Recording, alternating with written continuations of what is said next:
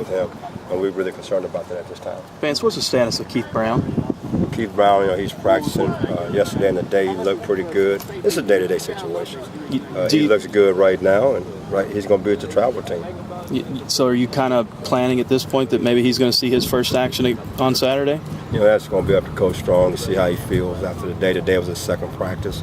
Just have to see how he feels. He's out of shape. He's not ready to go in there and play in the game. So it's just a wait-and-see situation. Vance, Charlie kind of talked about Monday how this game is kind of more important than others. Do you agree with that assessment? No doubt in my mind. I mean, you're talking about our rival right here in state. We recruit against each other, and that's one day that you just don't like. That's the name of the game. I mean, you don't come in my yard, there's going to be some problems. So it is really a big game. It's a game that both of us want to win. That means you have bragging rights for 364 days. That's important to the people in this city and to this university and to our players. So it's a big game. It's probably going to be the biggest game of the year so far. How much difficult is it as just preparing for Kentucky in terms of the two quarterbacks? Does that mean a lot of extra time for you? Does that make it even more difficult? We have two defensive packages, one for each guy because of what they do. The biggest thing is not just that; it's the speed of the game. And they go so fast. And I listened to Coach Brown talk at the clinic back in January. He talked about he wants to get a play every 10 to 15 seconds. That's hard to defend. It's hard to get ready for. I think our team is in great shape, but it takes 2 or 3 series to calm down and get used to the speed of the game. So that's going to be the biggest issue, is the speed of the game. So is it more of a conditioning, or is it more you stress film work with your guys, a combination of both? Well, you always stress film work. You never get away from that. It's just we're in great condition, but again, you get in the game for the first 2 or 3 series, their adrenaline is pumping, so it takes a while to calm down and settle in and get ready to play. What was the clinic that you saw Coach Brown speak at? Well, we had the Nike clinic back in January that we all had to go to. We had a couple of coaches speak there, and that was a big part of it. And there's Clint Hurt right there. He's coming into my conversation. What's up, Silver?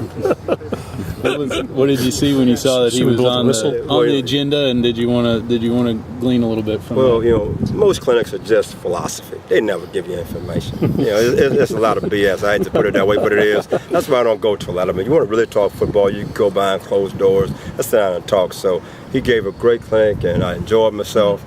And it was nice to go there and meet him for the first time. What did you think just when they did bring him in and run that Texas Tech offense? I mean, did you think that was a good move for them? I think it's a great move for Kentucky. I think when you look at what Texas A&M did last year in that conference, they spread the people out, did some things. I think Kentucky, once they do bring their recruits in that they want to fit their system, they're going to have success there.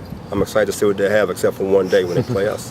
The way they use the receivers, they're almost running backs at times. Does that present additional challenges, just the way to defend everything they have? It does. Sometimes they get in a situation where they play 4 or 5 wide receivers, and one of the wide receivers going into the backfield. So it does give you a tough thing to defend. Because one thing, they're empty. They have 5 guys going out for a pass, and the next thing you know, the guy motion in the backfield.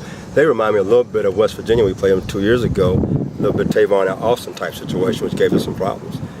So I'm hoping we can slow them down a little bit and give our offense a chance in the fourth quarter to win the game for us. When the team is defending on tempo so much, how important is it to get off the field on third down? Very important. If you can't get off the field on third down, it's going to be a long afternoon.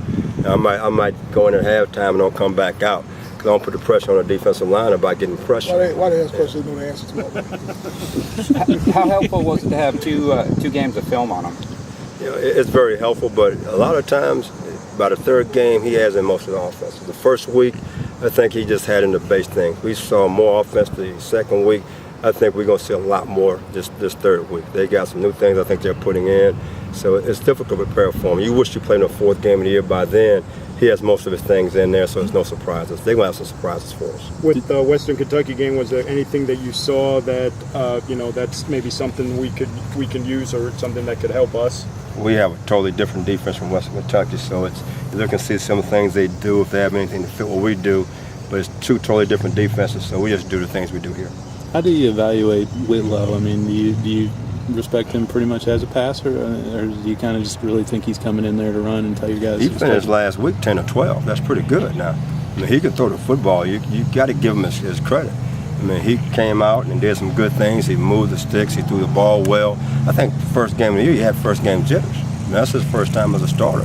So those things can happen. I think now he's settled in. He's more comfortable. He knows what to do with the football. So I think you're going to see a lot more of him as the season goes on. right, guys?